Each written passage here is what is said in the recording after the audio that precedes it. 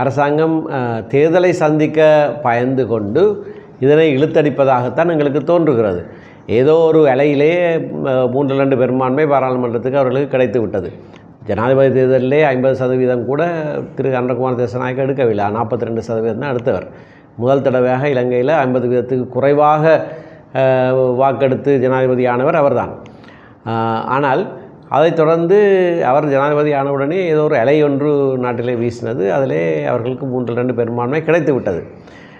இப்படியாக அவர்களுக்கு வாக்களித்த மக்களே இன்றைக்கு மனம் திரும்பி இவர்களுக்கு தவறாக வாக்களித்து விட்டோம் என்று சிந்திக்க தோன்றுகிற ஒரு படலம் ஆரம்பமாக இருக்குது.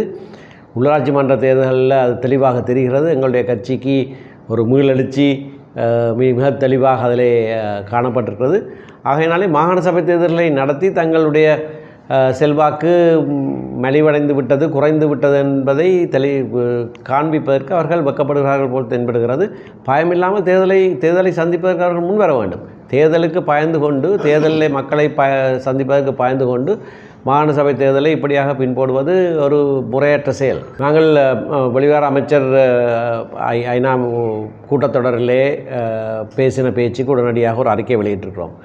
அதிலே நிகழ்நிலை காப்பு சட்டம் சம்பந்தமாகவும் பயங்கரவாத தடுப்பு சட்டம் சம்பந்தமாகவும் அது ரெண்டும் உடனடியாக முற்றுமுழுதாக நீக்கப்பட வேண்டும் என்கின்ற எங்களோட கருத்தை சொன்னது மட்டுமல்லாமல், தேசிய மக்கள் சக்தி எதிர்க்கட்சியிலே இருந்தபோது அவர்களும் அதே நிலைப்பாட்டைத்தான் கொண்டிருந்தார்கள்.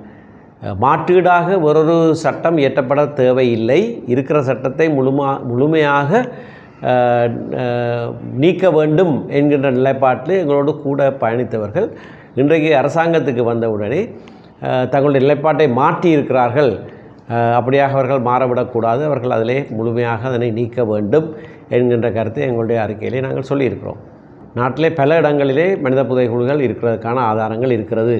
காணாமலாக்கப்பட்டவர்களுக்கான அலுவலகம் கூட அதனை அடையாளம் கண்டிருக்கிறார்கள் பல இடங்களை. ஆனால் செம்மணியிலே இப்பொழுது காணப்படுகிற வெளிவருகிற விடயம் என்பது இனப்படுகொலைக்கான நோக்கம் நிறைவேற்றப்பட்டிருக்கிறது என்பதை சான்றாக வெளிப்படுத்துகிறது. ஏனென்றால் 99ஆம் ஆண்டு ஒரு நீதிமன்றத்திலே இராணுவ வீரர் ஒருவர் இங்கே 300 தொடக்கம் 400 வரையான உடல்களை நாங்கள் புதைத்தோம் என்று சொன்னது இப்பொழுது சரியாக 25 வருஷம் 26 வருஷத்துக்கு பிறகு சரி என்று தெரிய வருகிறது. ஆகவே எப்படியானவர்களை அவர்கள் கொண்டு புதைத்தார்கள்? சட்டவிரோதமாக கொலை செய்து பொதுமக்களை அதுக்குள்ளே புதைத்திருக்கிறார்கள், ஒரு நோக்கத்தோடு செய்திருக்கிறார்கள். ஆகவே செம்மணி புதைகுழி என்பது மிக மிக முக்கியமான ஒரு திருப்பு முனையான ஒரு சம்பவம். ஆகவே அதனை மலினப்படுத்துவதற்காக, திசை திருப்புவதற்காக வேறு விடயங்களை பற்றி சிலர் பேசக்கூடும். அதை நாங்கள் மலினப்படுத்த விட முடியாது. என்றால் அது மிக தெளிவான சான்றுகளோடு வெளிவருகிற ஒரு விடயம். ஆனால் அதே வேளையிலே எங்கே யார் சட்டவிரோதமாக கொல்லப்பட்டு புதைக்கப்பட்டிருந்தாலும் அந்த விடயங்களும் வெளிவரத்தான் வேணும்.